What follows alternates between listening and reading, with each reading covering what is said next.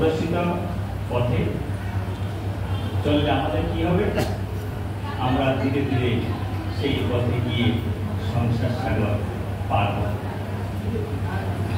আর এই গুরুর প্রদর্শিত পথ যদি আমরা ছেড়ে দিই তাহলে পার হওয়ার রাস্তা নেই।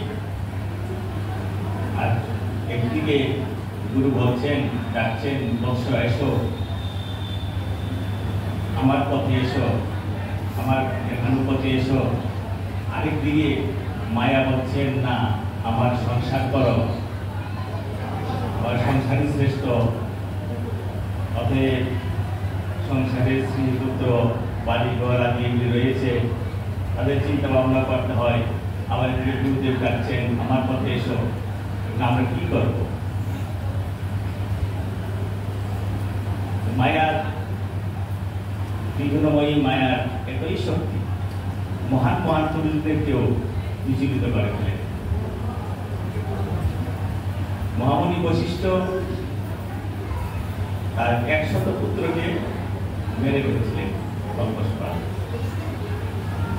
পুত্র সঙ্গে বিয়োগ বলে তিনি নদীতে যাত্রী বক্ষে দেবার আত্মহত্যা করেন। আর বেঁচে লাভ নেই, এরকম দুঃখ এসে গেছে। বশিষ্ঠমণি ব্রহ্মজ্ঞানী ছিলেন,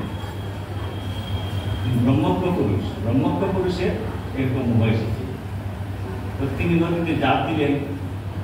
নদী দেখলেন যে না, এ তো ব্রহ্মজ্ঞ পুরুষ, একে মানলে আমার ব্রহ্মহত্যার পাপ হবে।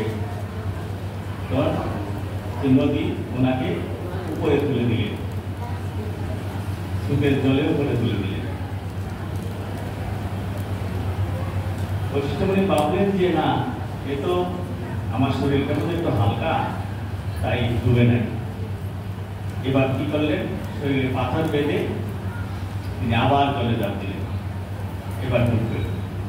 যখন জাপ দিলেন তখন দেখলেন নদীর জল শুকিয়ে গেল। তখন তিনি বুঝতে পারলেন যে এটা নদীরই গাড়ি। নদীকে অভিশাপ দেওয়ার জন্য উদ্যত হইলেন। নদী একটা নারী রূপ করে সামনে এসে বলছেন, হে মুনিবর, আপনি ব্রহ্মজ্ঞানী, ব্রহ্মের কি এই পরিণতি? ব্রহ্ম তো গতা আসুন আগতা আসুন চুচন্তি পণ্ডিতা। যারা ব্রহ্মজ্ঞানী, যারা পণ্ডিত, তারা এই সংসারে কে আসলো আর সংসার থেকে কে চলে গেল, অর্থাৎ কার জন্ম হইল, কার মৃত্যু হইল, এই নিয়ে তারা অনুশোচনা করেন। যেরকম সেই নদীর সঙ্গে, নদী মাতার সঙ্গে আর বশিষ্ঠমণির সঙ্গে ব্রহ্ম কথোপকথন হইতে লাগলো। হইতে হইতে তিনি তখন সেই দুঃখ ভুলে গেলেন। ওনার মধ্যে যে দুঃখ এসেছিল পুত্র সুখের, সেই দুঃখ আর হইল না। এবং এটার এই অর্থ যে আমরা যদিও সংসারে থাকি, যতক্ষণ আমরা ব্রহ্মচিন্তন করতে থাকি আর গুরুদেবই ব্রহ্ম, ততক্ষণ মায়া আমাদেরকে আক্রমণ করতে পারে না। আর ব্রহ্মচিন্তন করতে থাকলে মায়া দূরে চলে যায়। মায়া আমাদেরকে আক্রমণ করেই, মায়ের মধ্যে আমরা আছি।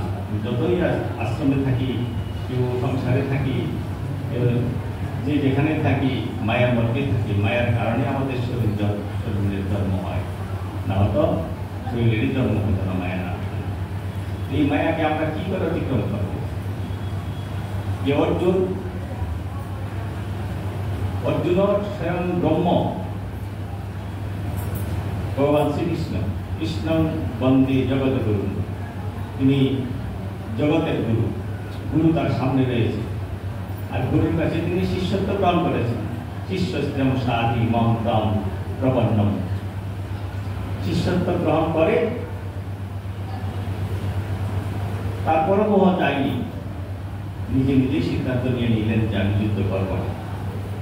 গুরু শিষ্য, গুরু উপদেশ করবেন, কি করবেন, গুরুর মত অনুগত হয়ে চলবেন, সেটা না, তিনি নিজেই সিদ্ধান্ত নিলেন আমি যুদ্ধ করব না। ভগবান দেখলেন এত বড় দুশ্চয়, কি করা যায়, তখন তিনি সেই আত্মজ্ঞানের উপদেশ করতে লাগলেন। বলছেন, এ অর্জুন, এই দেখ কত যুদ্ধার্থী,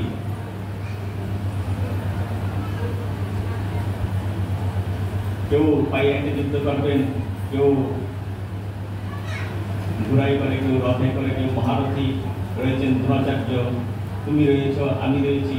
আমরা এখন মানব দেহ ধারণ করে এই দেহের মধ্যে আছি, আপন আপন অভিমান অহংকারের মধ্যে আছি, কিন্তু আমাদের দেহগুলি তো বেশি দিনের নয়, সেটা উৎপত্তি হয়েছে। দেহটা একটা কলা গাছের মতো, উৎপত্তি হয়, ধীরে ধীরে বড় হয়, আবার সেটা ফল ফুল দিয়ে নিজের বিনষ্ট হয়ে যায়। তো দেহটা যখন ছিল না, তখন কি আমরা ছিলাম না? তখনও আমরা ছিলাম। আর এখন দেহের মধ্যে আছি, আর দেহটা যখন থাকবে না, তখনও আমরা থাকবো। দেহটাকে একটা পুরনো বস্ত্রের মতো বলছে। পুরনো বস্ত্র যেমন পড়তে পড়তে পূর্ণ হয়ে যায়, সেটা আর ব্যবহার করা যায় না, ছেড়ে যায়, তখন সেটাকে পরিবর্তন করে আমরা একটা নতুন বস্ত্র করে যাই, এরকম বলছে। কথা হলো, আমরা যে গুরুর প্রদর্শন করবো, প্রদর্শন করতে গেলে ব্রহ্মচিন্তন করতে হবে। ব্রহ্মচিন্তনের জন্য গীতায় বলছে, ব্রহ্মবিদ্যাং যুগশাস্ত্রে শ্রীকৃষ্ণ অর্জুন সম্বন্ধে। গীতা সম্পূর্ণটাই ব্রহ্মবিদ্যা। আর গুরুর যে প্রদর্শিত পথ, সেটা তত্ত্ব, এই তত্ত্ব সেই ব্রহ্মবিদ্যা। মায়াকে অতিক্রম করার জন্য সেই বিদ্যাই শ্রেষ্ঠ বিদ্যা, আর এই বিদ্যা ব্রহ্মবিদ্যা। তো গীতা বলছেন, গীতা শাস্ত্রবিদম পণ্যম জপটে প্রয়ত কুমান বিষ্ণু পদম আপনতি বয় সুখাদি বর্জিত। বয় সুখ, সংসার যাতনা, পিতার জ্বালা আদি নষ্ট হয়ে যায় গীতা অধ্যয়ন করলে। গীতা অধ্যয়ন করলে ভগবান বলছেন যে, আমি মনে করি তিনি জ্ঞানযোগ্য দ্বারা আমার পূজা করছেন। গীতা অধ্যয়ন করলে ভগবানের পূজা হয়ে যায়। আর আরম্ভ করে পূজা করার জন্য সৎ ব্রাহ্মণেরও দরকার, আবার সেই পয়সারও প্রয়োজন, সময়েরও প্রয়োজন। যদি সময় না থাকে, তাহলে গীতা পাঠ করলে ভগবানের পুজো হয়ে যায়। বলছেন, ये शाम तो अंतगतम पापम जनानाम पुण्य कर्मनाम। সংসারে